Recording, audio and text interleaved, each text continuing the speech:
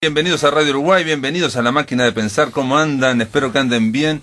19:02, arranca La Máquina de Pensar en una semana que viene, ya lo dijimos, surtida. Ayer estuvimos hablando de poesía, antes de ayer también de poesía, con dos poetas. El lunes con Alfredo Fresia, un poeta uruguayo radicado durante décadas en Brasil, y ayer con Hermes Millán, otro poeta uruguayo radicado desde hace décadas en México en esta ocasión.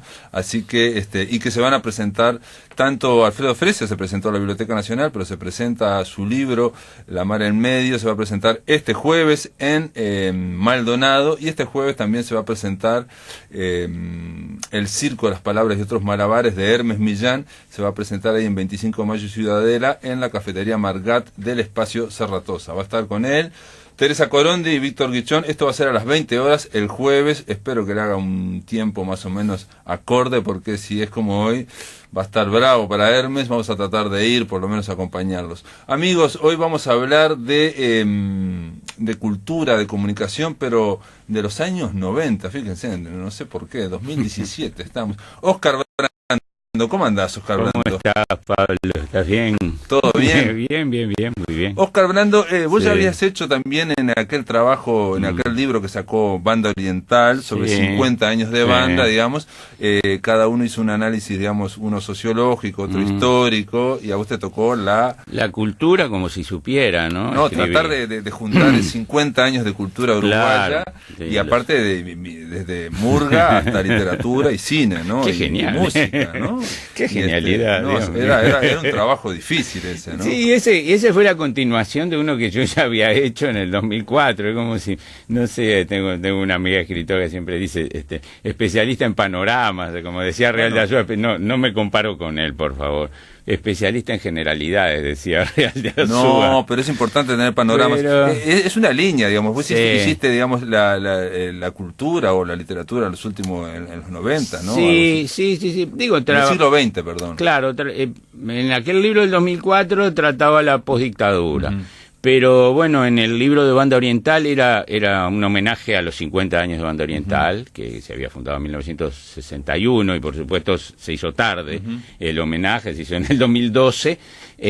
A los 51 años de Banda Oriental tratábamos los últimos 50 años en distintos andariveles. Y bueno, a mí me tocó la cultura, y bueno, imagínate, tratás de hacer una síntesis, un cruce, a ver qué relación tiene esto con esto, claro, si la tiene.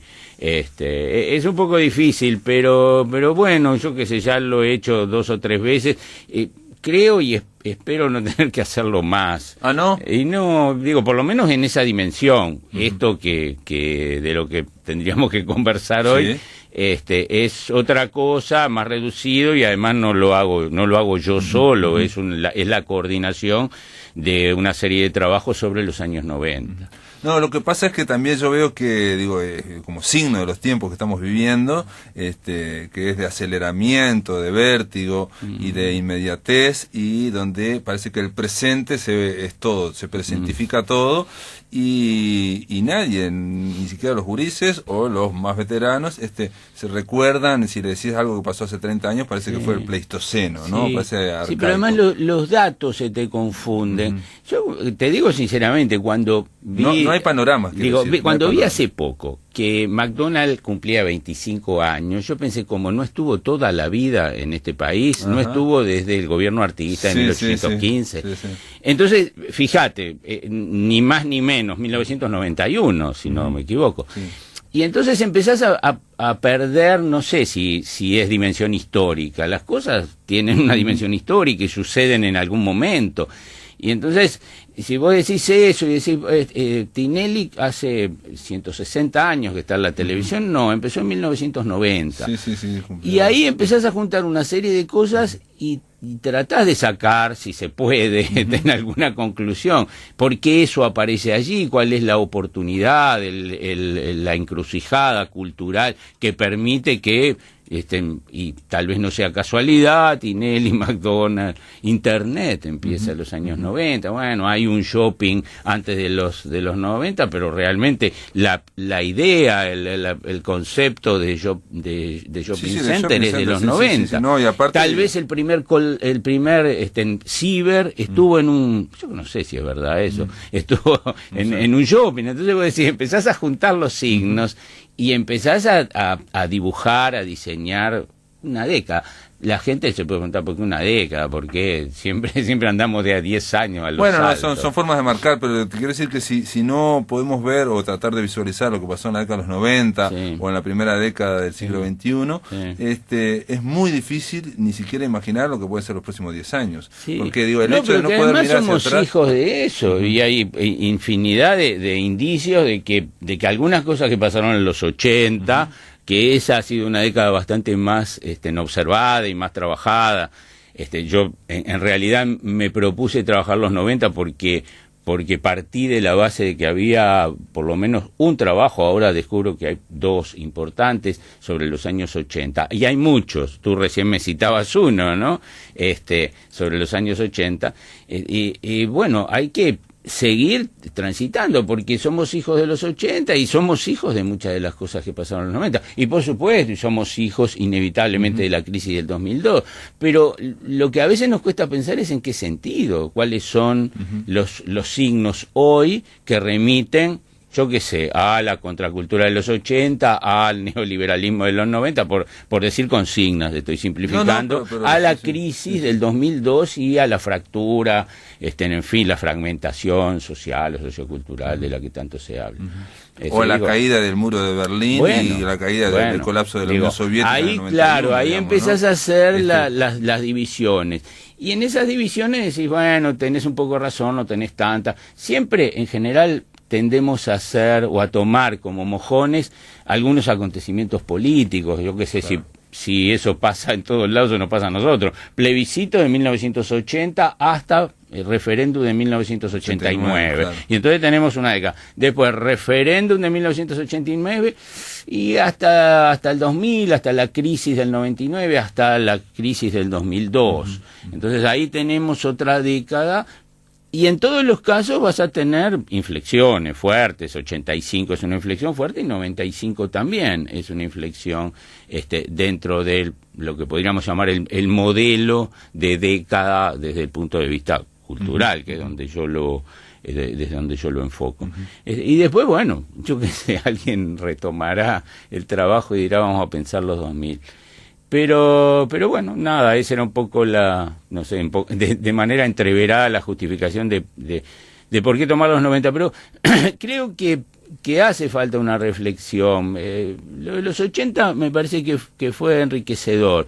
Cómo ver hasta la mitad de los 80, bueno, insisto, voy a remitirme hasta donde pueda la cultura, ese movimiento que se va gestando como, bueno, yo qué sé, un movimiento contra la dictadura y en los últimos años de la dictadura y hacia una apertura democrática, y cómo por lo menos desde el 83 empiezan a aparecer otros elementos, otras voces, otras alternativas que van creando ese momento tan singular que es el de la segunda década de los 80, de 85, 86, 87, recién hablábamos antes del programa de la polémica del rock, el rock contra el canto popular, o en el caso de la literatura podríamos ver otra cosa, la presencia ya más asegurada de la novela histórica hacia fines de los 80 y después... Sí, hubo como una especie de boom a fines de los 80 claro. y durante los 90 de la novela histórica, que digamos no sean solo aislados acá en Uruguay también, ¿no? Ocurre en otros lados, de la misma forma que yo me acuerdo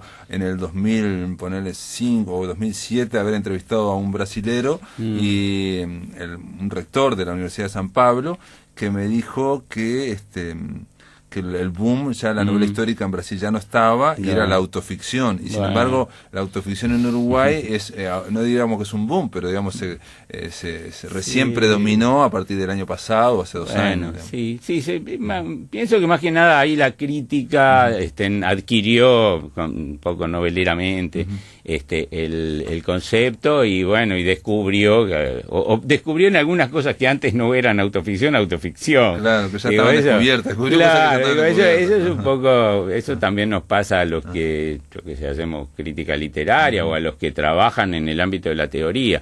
Es decir, bueno, una vez que un cuerpo teórico se consolida, entonces terminas viendo más o menos... Claro, pero viste que el año pasado se dijo un poco graciosamente... las escrituras del yo... Como que las escrituras del yo se consagraron, porque hubo varios libros, novelas que se publicaron el año pasado, digamos, libros y a veces novelas o esas cosas intermedias, ¿no? Bueno, en fines de la primera década del siglo XXI, la aparición, yo que sé, sorprendente de blogs convertidos en novela, o de hasta un contestador automático que se convertía en un libro, claro, generaron la necesidad de nuevas categorías. Entonces, bueno, por allí te pones a pensar, digamos, cuál es el grado de la intimidad, la subjetividad, la no sé cuánto, y bueno, y el tema también del escritor puesto como personaje, ahí se dijo también que, bueno, que Liscano, por ejemplo, entraría en eso, claro, o en el 2004 los diarios,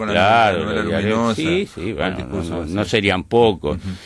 Ya la incorporación de la correspondencia, las cartas, de los diarios, por supuesto, tanto ficcionales como no ficcionales, al ámbito que no había mucho de la literatura. No había mucho. Siempre decíamos eso. Después, correspondencia había, simplemente no le dábamos bolilla. La correspondencia está en tu casa, está en las bibliotecas, pero o en los archivos. Publicaban, digamos, José Pedro de los diarios José Pedro de Díaz se publicaron hace 2 años. Claro, el Diario de Vilarino.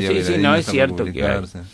Bueno, y en este caso, digamos, digamos, con Oscar, la idea era hablar de este artículo que salió y que está, si ustedes van al blog de La Máquina de Pensar, amigos, está linkeado en el miércoles, precisamente, recibimos al crítico literario Oscar Brando, y está Cultura y Comunicación en los años 90. Lo van a poder, si cliquean, van a poder ir directamente a este artículo, Cultura y Comunicación. Es un coloquio con Gerardo Bleyer, Ana Inés Larre Borges y Gabriel Peveroni, que coordinó Oscar Brando. También, si quieren, pueden ver, obviamente, el cuaderno de clave, digamos, de 104. Es todo un dossier sobre tuyo, eso. Introducción, balance y liquidación del siglo XX, digamos. Claro, ¿no? Y además la revista contiene, desde hace varios números, cuadernos de clave, tiene esa arquitectura.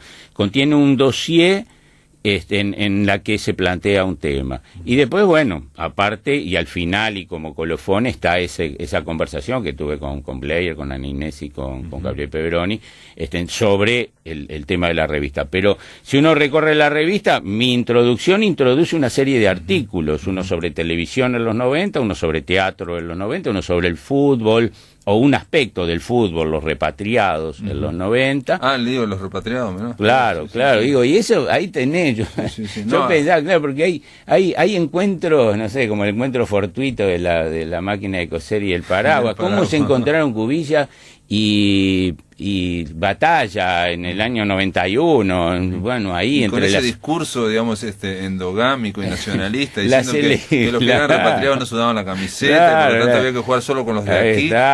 Y fuimos al sudamericano de Chile, y todo el lío, y al mismo tiempo empatotados los italianos, y llamábamos, recuerden, los italianos a los que fugaban en Italia, Francescoli, no sé, liderados por Paco Casal, que Paco Casal después se sentaba. Claro, Paco Casal en ese momento era un incipiente. Sí, era contratista, era un recién contratista. Sí, fines de los 80 él empieza a hacer algunos contratos, pero todavía no está en el empuje de torneos y competencias Tenfield, eso lo va a hacer en el 90 me acuerdo que en el campeonato de Italia 90, va y se sienta en el banco junto a Tavares, y hace un contratista sentado, ¿no? Porque todos lo acompañaban, ella estaba de alguna forma moviendo todo tenía ya, y bueno, y se aproximaba daba justamente a esos jugadores que a su vez y luego se convirtieron en contratistas. No, digo, más allá de lo deportivo, porque digo, yo aquí hemos tratado, por ejemplo, el tema del exilio, que prácticamente no se ha estudiado, pasaron 35 años para que se hablara del vuelo de los niños exiliados, hizo un solo libro, nunca se había hecho un libro hasta el 2015. Un documental, ¿no? Se hizo el documental precisamente en el 2015 y el libro, aparte hecho por una de las de la que vino en el viaje de antropóloga, entonces es esa idea un poco a veces cultural de Uruguay, digo por este caso muy mínimo, sintomático, que cosas que pasan en la cultura, pasan en la sociedad y que después pasan en el fútbol, se hacen todos discursos, ¿no? Sí. No quiero decir que sea todo igual, ni mucho menos, pero a veces repercute uno en otro. Sí. Por ejemplo, en este coloquio que vos coordinaste, Gabriel Pederoni habla de los 90 y dice algo muy interesante, que obviamente aquellos que no lo vivieron no lo pueden saber, es que los escritores en los años 90 desembarcan las grandes editoriales. Claro. Entonces estaba la fantasía de que, bueno, ahora sí va a haber un lanzamiento de escritores uruguayos a nivel continental, ¿no? O sea, yo escribo Planeta en Alfaguara y voy a salir ¿no? Esa historia, esa insularidad que tiene el Uruguay, que parece siempre que estamos al borde, en la esquina del mundo, ¿no? Y que no pasa nada acá.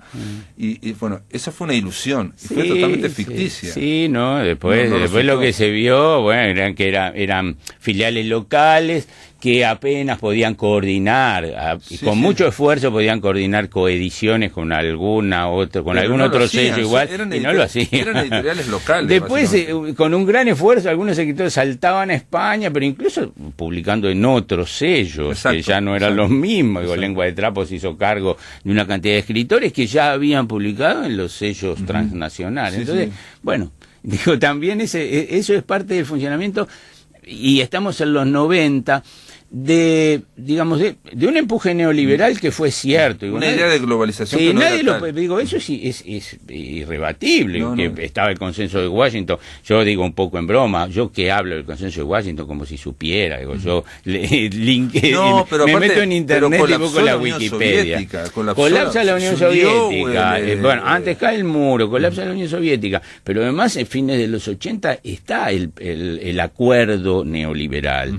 Y realmente se impulsa, se empuja, y bueno, y da los resultados que da, con una serie de tropiezos. El primer tropiezo es en el año 92, cuando se quiere privatizar alguna de las empresas públicas, y hay oposiciones, pero no solo oposiciones de la izquierda, el mismo vallismo se opone en el 92 a la privatización pero eso estaba pasando en todo el cono sur, en toda América, en un impulso. En algunos casos con más éxito, ¿no? Tal vez, me parece, claro, en Argentina tuvieron, yo no estoy tan seguro, pero fue más afortunado. Entonces, se produce allí y hay un gran embate ideológico. Yo recuerdo, bueno, tal vez sea de fines de los 80, pero en los 90, esa cosa, las figuritas como el Fidodido, que era "Hacé la tuya". Digamos, hay una... Y realmente el proyecto es el proyecto neoliberal. Un proyecto neoliberal que, tiene que además hacerse cargo de la postdictadura. Yo que sé, 45% de pobreza hay a la salida de la dictadura. Y claro que ese proyecto neoliberal tiene un momento de auge económico y baja al 17% la pobreza.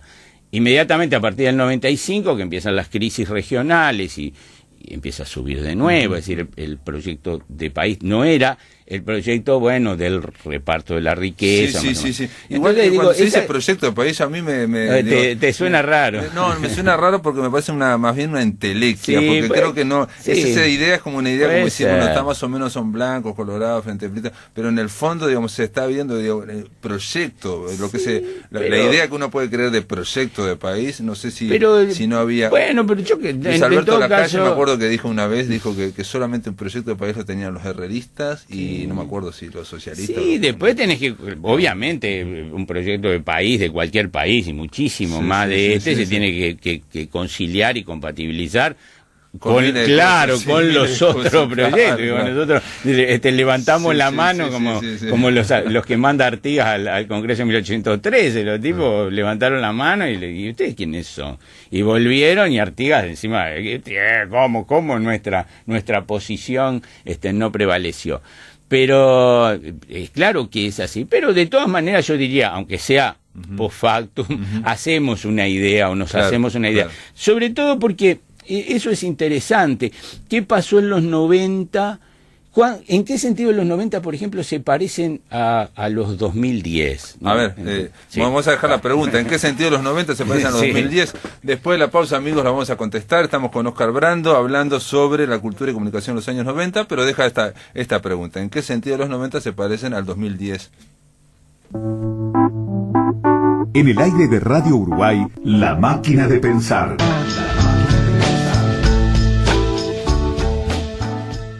Amigos, estamos en La Máquina de Pensar, estamos conversando con Oscar Brando en torno a un artículo largo, un coloquio sobre cultura y comunicación en los años 90, que se publicó en Cuadernos del CLAE, el cuaderno número 104, y que si ustedes van al blog de La Máquina de Pensar, si quieren leerlo, van a poder leerlo porque está linkeado Cultura y Comunicación y está linkeado también el número del cuaderno completo del CLAE, digamos, disponible. Sí, lo que estábamos conversando recién, Pablo.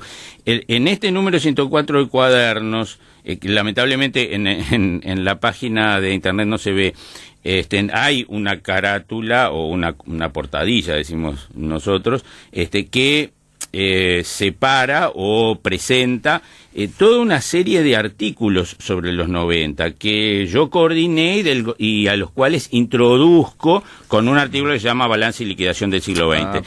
Pero yo recién hablaba de que hay una contribución sobre el teatro en los 90, sobre la televisión en los 90, hay 2 trabajos sobre el cine en los 90, porque digo, es más o menos la refundación del cine uruguayo, ¿no? Se termina un poco el video, es el momento de los FONA, es el momento. Entonces, hay un trabajo que también es muy interesante, el panorama historiográfico de los 90, porque hay una nueva historiografía. La historia de la sensibilidad de Barrán se publica en el año 89. Y ahí... Y es aparte es un bestseller. Claro, es un libro de gran repercusión y que modifica el pensamiento historiográfico.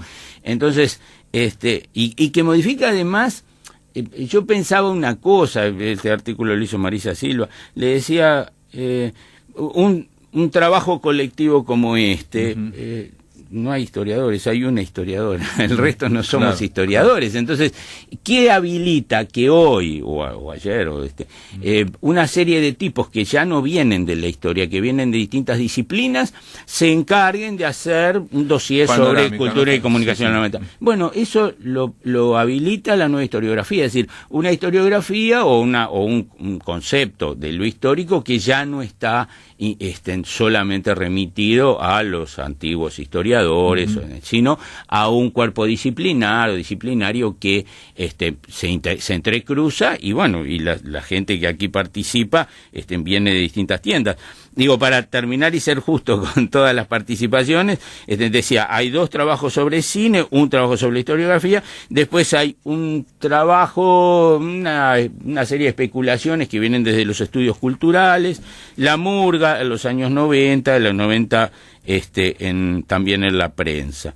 Y después, como cierre de esa serie de artículos, la apertura es mía, los artículos van desgranando distintos asuntos, que no son todos, quisieron ser todos, quisieron ser muchos, pero bueno, nunca se puede. Vos dijiste en el bloque anterior que había cosas del 90 que podían pasar al 2010.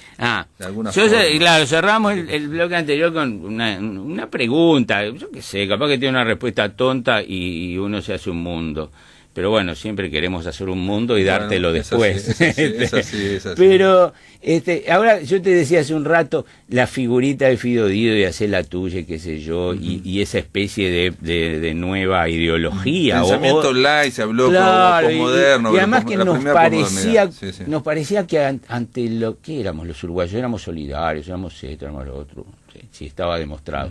Y entonces que aparezca alguien que te dice hacer la tuya y el individualismo y todo eso, parecía. Pero después por allá, por el 2010-2011, aparece el nuevo uruguayo, no sé si nos acordamos o ya lo borramos, porque duró, que en una publicidad estaba el uruguayo que ya no arreglaba las cosas, agarraba y las tiraba, se le rompía el televisor, lo tiraba, se le rompía. Era una publicidad, sí, no sí, me acuerdo sí, qué. sí, pero marca. Ayer estuvimos hablando con Hermes Millán, por ejemplo, que él hablaba de un poema de los hijos de Winnan, ¿no? Donde hablaba de la resistencia, en fin, y yo le decía que, bueno, podés leerlo ahora, digamos, puede ser un poema mítico, pero digo, los uruguayos ahora en Semana de Turismo se fueron todos, y viajan todos, digo, clase media a Europa constantemente, digamos, ¿no? O sea, en Semana de Turismo tuvieron que pedirse por primera vez ómnibus al extranjero para los movimientos internos. Digamos, estamos hablando, él me decía que el mundo, se viaja mucho más en el mundo, ¿cierto? Pero esos son cambios, digamos. Sí.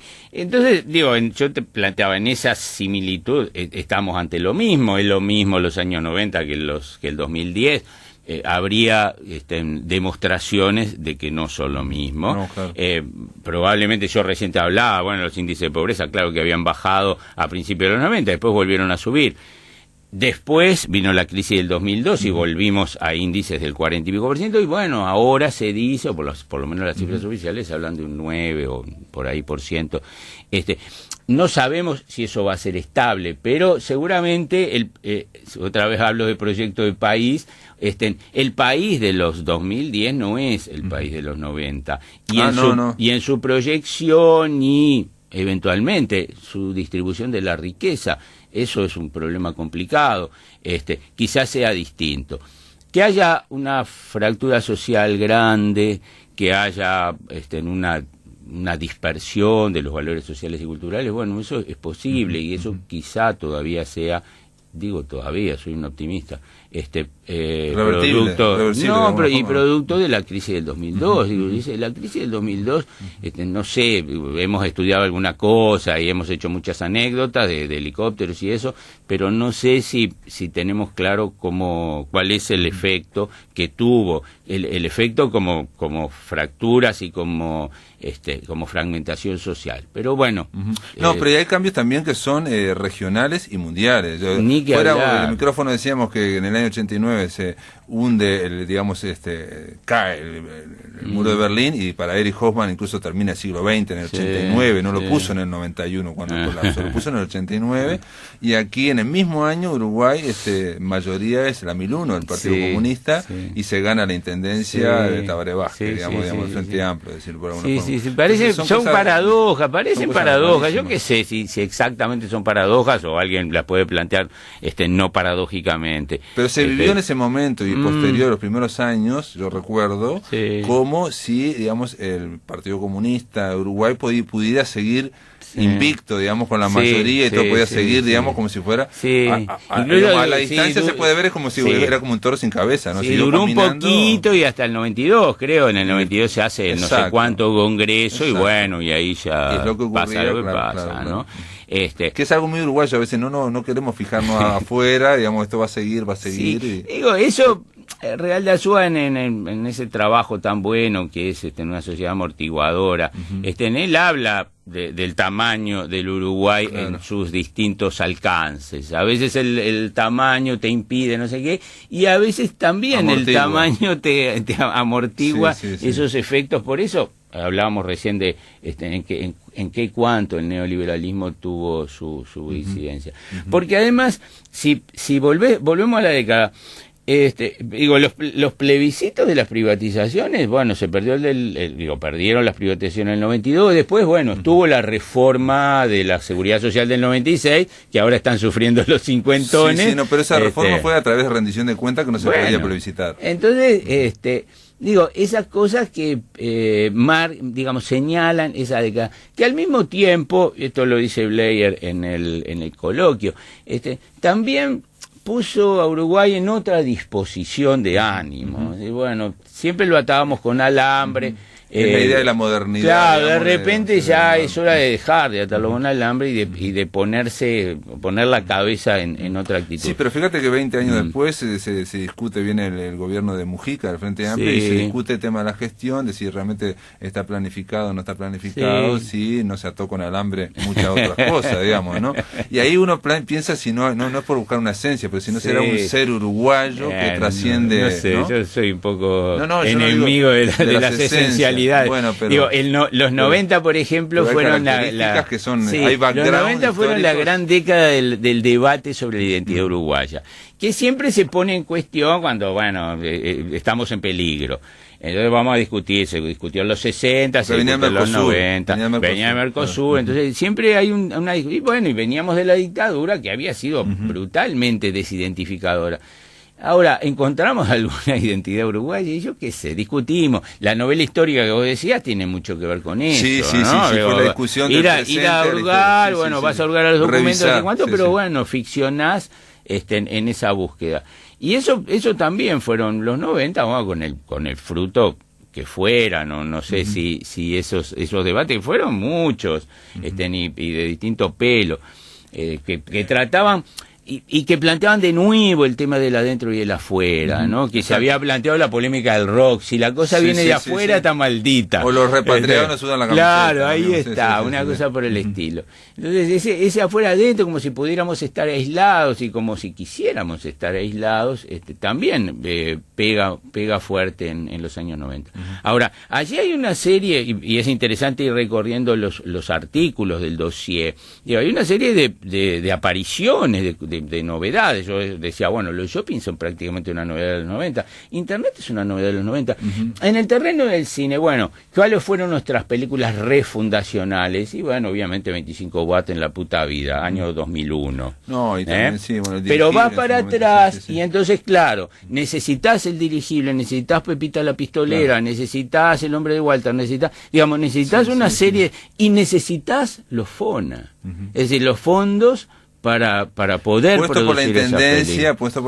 Después del cableado, necesitas la televisión cable, que empieza a hacerse en el 95, es decir, el canje del cable por... No, y los FONA probaron algo que parecía imposible en los años 90, que era como no había industria del cine, entonces la idea de que vos podés regar un poquito y eso va a salir, y de hecho salió. Pero todavía nos falta acumulación, pero las políticas culturales son así, hay que plantearlas en 10 años, digamos, regar un poco para que salgan las flores dentro de eso. En ese sentido, es cierto que fue también, incluso desde la izquierda, el momento de la gestión.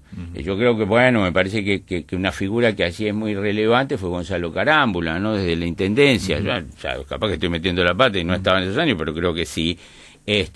Porque había una idea de que la cultura, venía la cultura era como una cosa informe, pero alguien dijo no, pero le tenemos que dar forma, le tenemos que imponer no sé si un carácter gestionado, empresarial es un poco fuerte, pero eso fue también de los años 90. Sí, dejarlo atado con alambre. De todas formas, de aquellos años 90 ahora, te vamos a invitar otra vez para conversar, porque lo que hay es una dispersión, da la impresión ahora, una fragmentación. Pero Pablo, la dispersión, el presente siempre parece una dispersión. Te vas 20 años atrás y juntás las cosas, eliminás algunas y lo ves. Cuando dentro de 20 años vamos a decir, en la década, la segunda década del siglo. Es mucho más sencillo, es como alejarse, digamos, en el barco y ves la cosa. Y capaz que dentro de 20 años todavía va a estar Pablo Silva peleando con la máquina de pensar. Es Gracias por estar acá. Una maravilla, Pablo. La verdad que es un placer, porque que esté la máquina de pensar es una maravilla. Gracias. En el aire de Radio Uruguay, La Máquina de Pensar.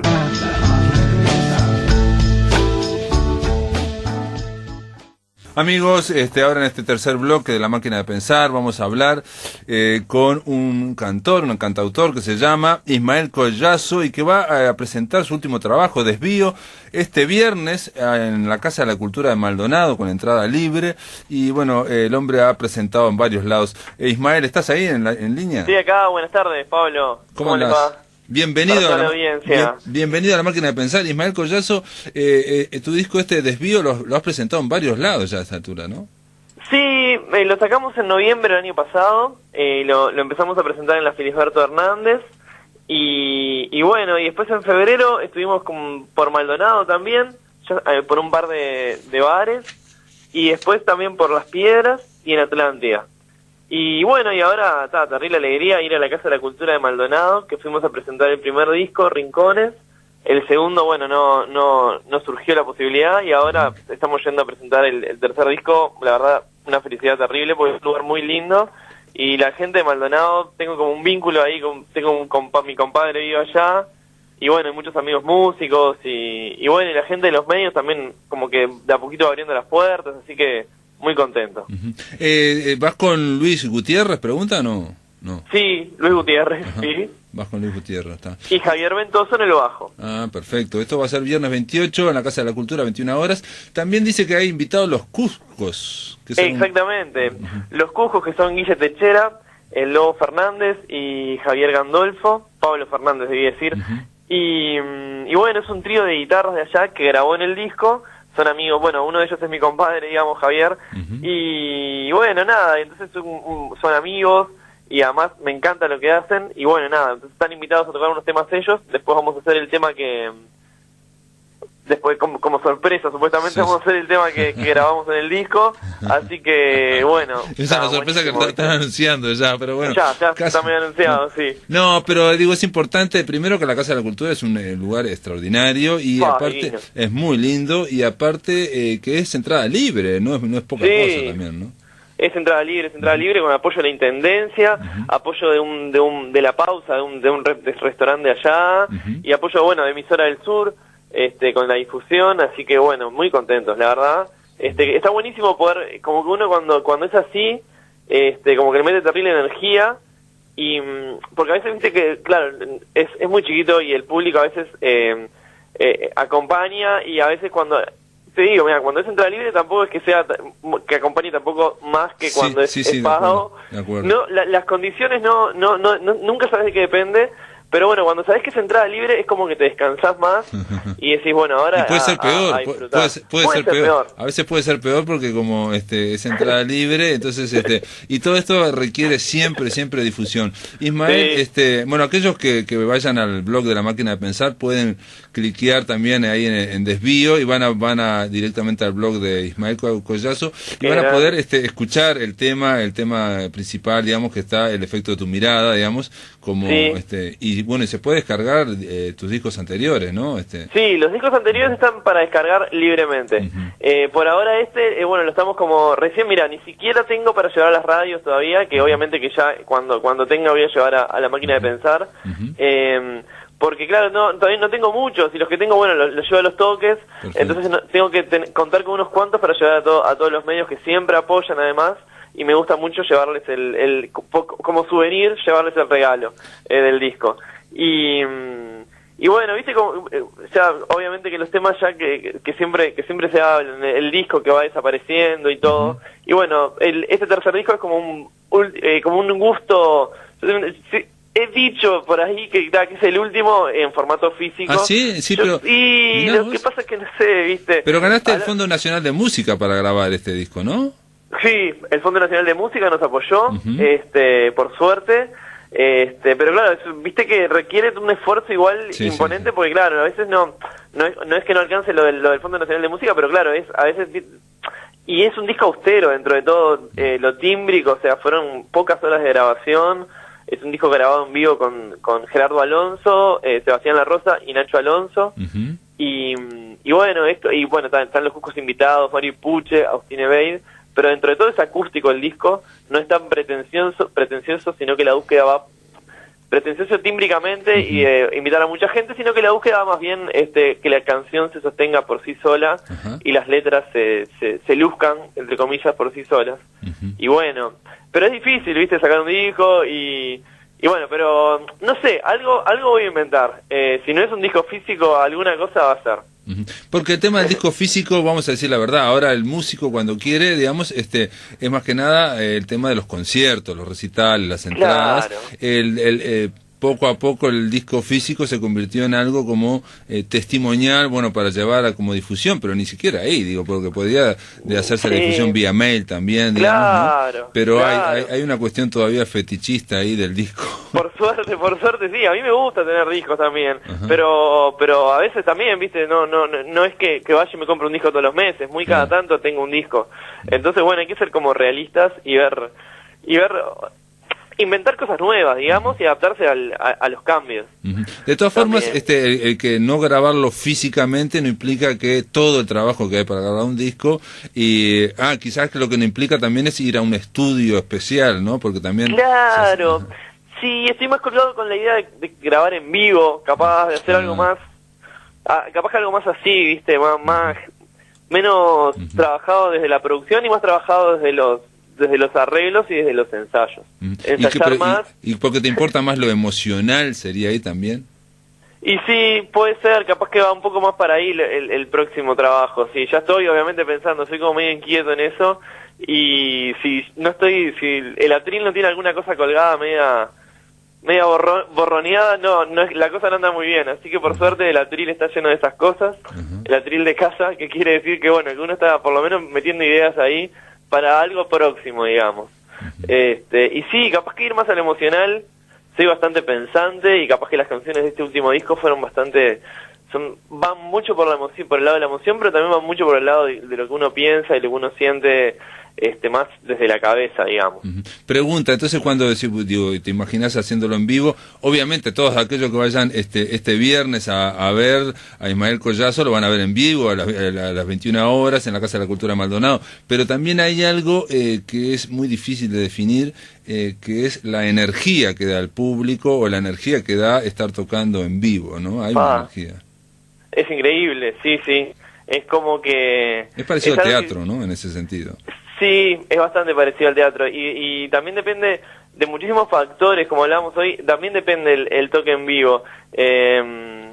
Yo los disfruto muchísimo los toques en vivo y inclusive en los últimos toques que fueron en febrero, porque además ando en otro proyecto que después ahora, si me das un minutito te voy a contar, que ya lo estamos promocionando porque es ahora en mayo. Entonces abril lo dediqué más que nada a preparar este concierto, marzo y abril.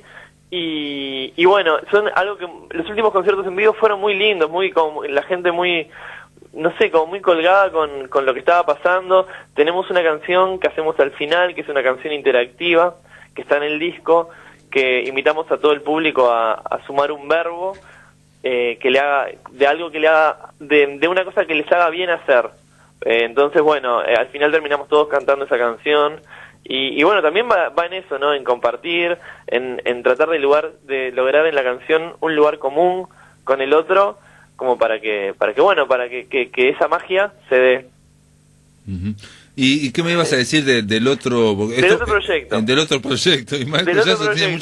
No, hay que desplegar mucha energía, no solamente para crear, que eso es otra cosa que no siempre tienen presente nuestros artistas, sino después para difundir, digamos, porque vos podés hacer un gran trabajo.